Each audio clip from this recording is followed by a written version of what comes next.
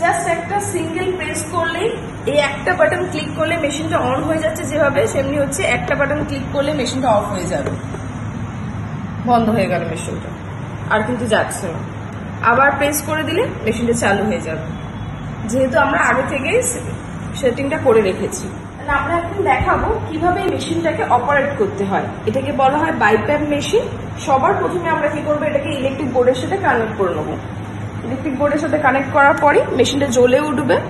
এখানে তার 4টে পয়েন্ট থাকে, থেরাপি, সিফ্লেক্স, সেটআপ অ্যান্ড ইনফো। ঠিক আছে, সবার প্রথমে আমরা সেটআপে যাব, দিয়ে কার্সারটা রাখবো, রেখে এই দুখানা বাটনকে একসাথে প্রেস করব। একসাথে প্রেস করার 3-4 সেকেন্ডের মধ্যে একটা আওয়াজ আসবে। তারপরে সেখানেও আবার 4টে অপশন আসবে, exist, reminder, info and setup.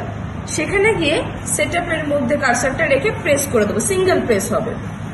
তারপর বিভিন্ন অপশনগুলো আসছে, যেখানে মোড দেখাবে সেখানে আমরা মোডটা সিলেক্ট করব, করে সিপ্যাপ বা বাইপ্যাপ দুটো অপশন আমরা পেয়ে যাব।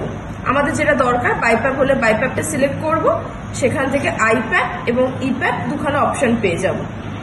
যেরকম অ্যাডভাইস থাকবে সেই অনুযায়ী আমরা প্রেশারটা রেগুলেট করে সেট করতে পারবো যতটুকু আমাদের প্রয়োজন। 18 প্রেশার আইপ্যাপ সেট করলাম, ইপ্যাপের ক্ষেত্রে প্রেশারটা 10 আমরা সেট করলাম।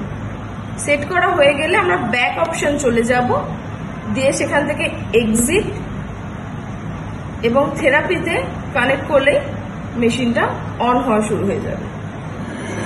এখান থেকে আমরা প্রেশারটা যে বেরোচ্ছে ফিল করতে পারবো।